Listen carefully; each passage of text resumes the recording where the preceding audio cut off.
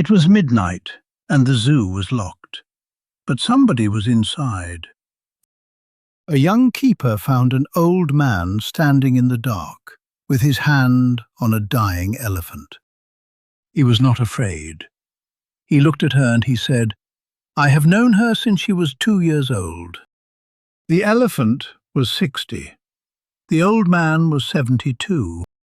"So come with me tonight, and let's find out who he was." Listen slowly and try to relax. Don't worry if you don't understand every word. Just enjoy the story. The city zoo closed its gates every evening at 6 o'clock. The visitors went home. The lights went out one by one. And then the zoo became a different place. At night, it was not loud. It was not busy. It was alive in a quiet way. The wolves walked. The owls opened their eyes. The water in the seal pool went still. And through the dark paths, with a torch in her hand, walked Ida. Ida was 24 years old, and she was the night keeper. It was her first real job, and she loved it.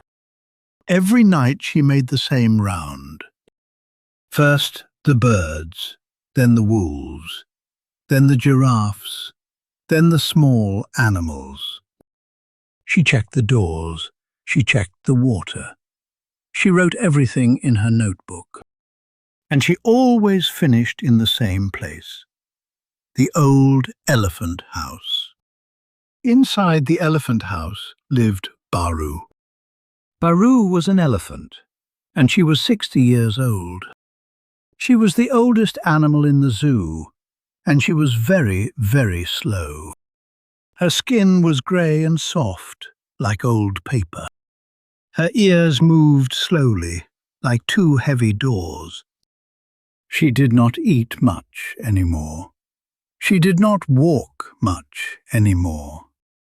The other keepers said Baru was tired. They said she was sad.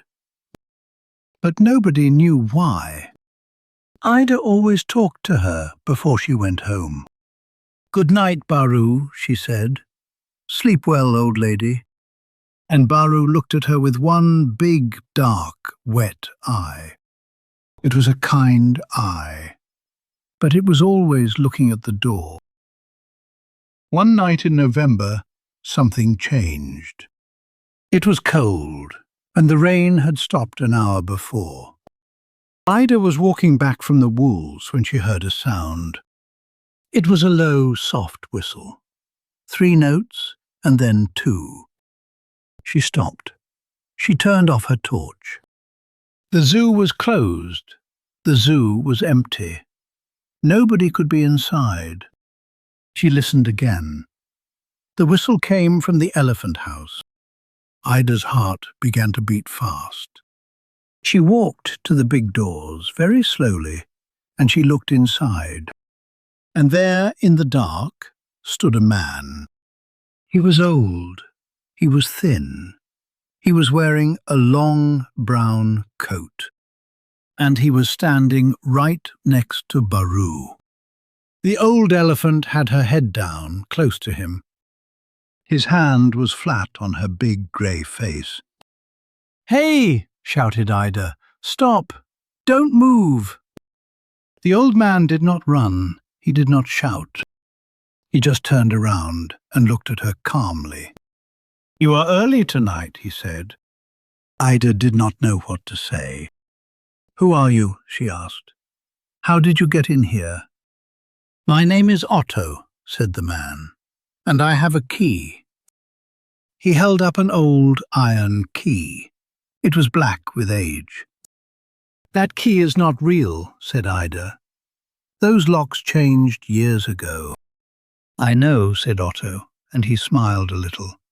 "It opens nothing now." "Then how?" said Ida. "There is a gap behind the old bird cages," he said. "It has been there for 40 years. Ida stared at him. She should call the police. That was the rule. She took out her phone. "Please," said Otto, "give me 5 minutes. Then I will go, and I will not come back." "Why?" said Ida. "Why are you here?" The old man looked at Baru. "Because she is dying," he said, "and she should not die alone." Ida's hand went down. The phone went back into her pocket. Baru moved her ear. She made a low, soft sound deep in her chest. Ida had never heard that sound before. "Do you know this animal?" asked Ida.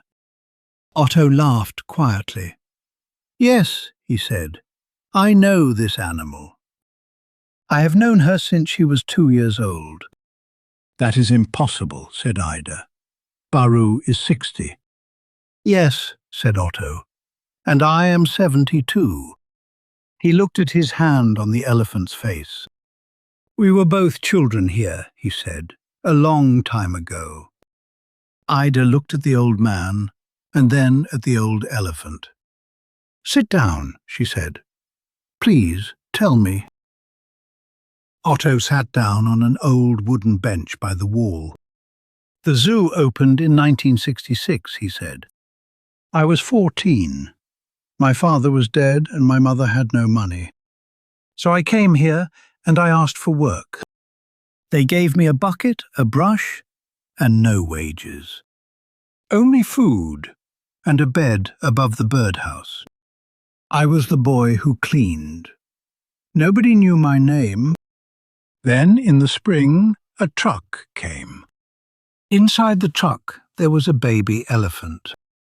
She was 2 years old, and she was terrified.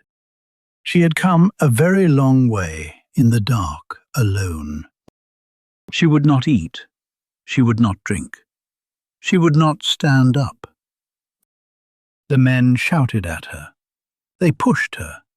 She did not move. They said she would die in a week. So they gave her to me, said Otto, because I was nobody. And if she died, then nobody lost anything. Otto stopped talking. He looked at his old hands. I slept next to her for 11 nights, he said. I was cold. She was cold. So we stayed close. And I whistled. It was the only song I knew. My mother used to whistle it when I was small. 3 notes, and then 2. On the 12th morning she stood up, and she ate from my hand. Ida sat very still on the cold floor. What was her name? She asked. She had no name, said Otto. So I gave her one. Baru. It means brother in an old language my mother spoke. Because that spring she was my brother. He smiled. And I was hers. Ida looked up at the elephant. Baru was watching Otto.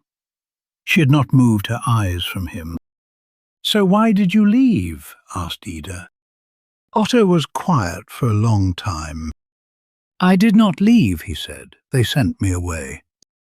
A new director came in 1971. He said the zoo needed real keepers with real training, not a boy who slept in the straw. I was 19.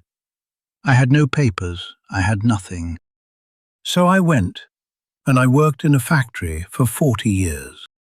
But every year, on her birthday, I bought a ticket.